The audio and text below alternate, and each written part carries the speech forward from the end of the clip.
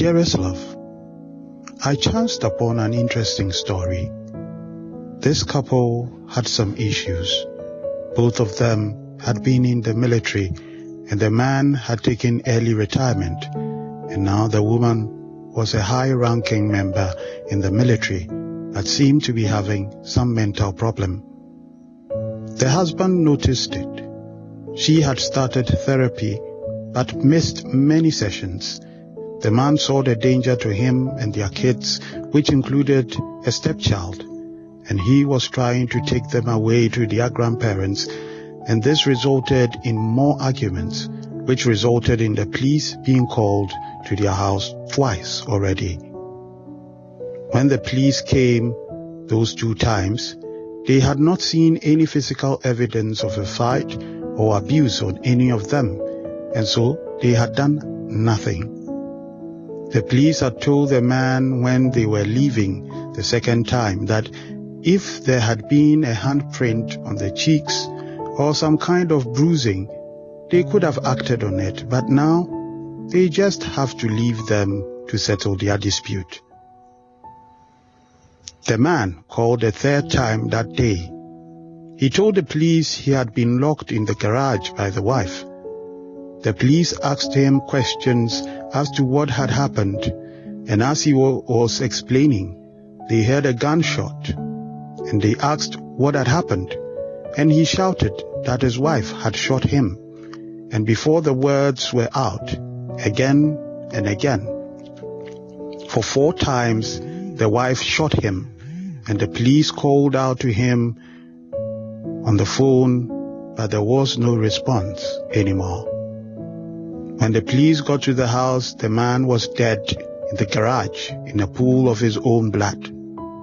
The wife, who admitted to killing, now said she did it in self-defense, and the man had attacked her, but she did not know the last moments had been with the man on phone with the police, and thus everything was recorded.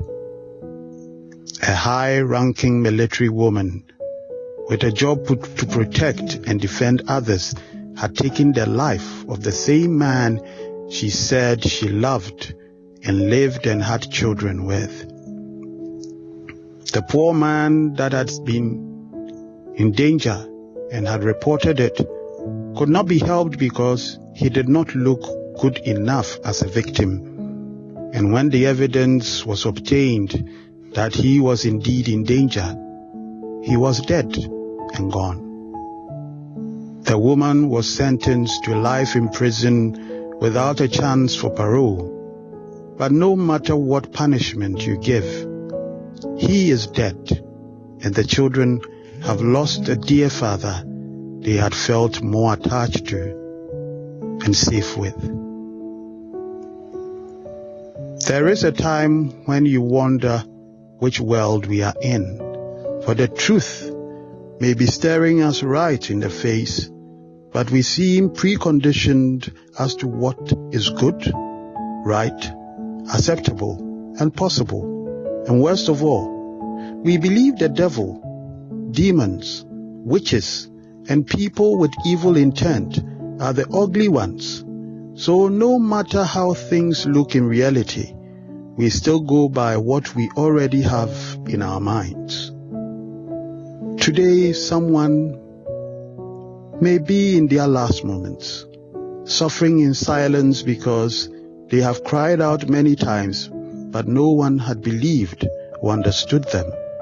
And it is time that those who claim to know their God learn to see and listen to the truth with their hearts and not to think or act as the world.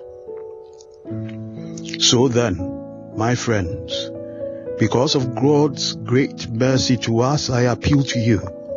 Offer yourselves as a living sacrifice to God, dedicated to His service and pleasing to Him.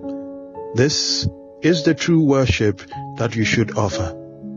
Do not conform yourselves to the standards of this world, but let God transform you inwardly by a complete change of your mind.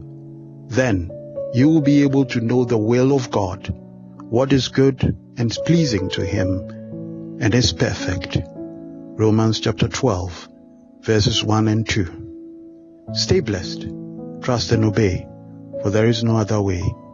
K.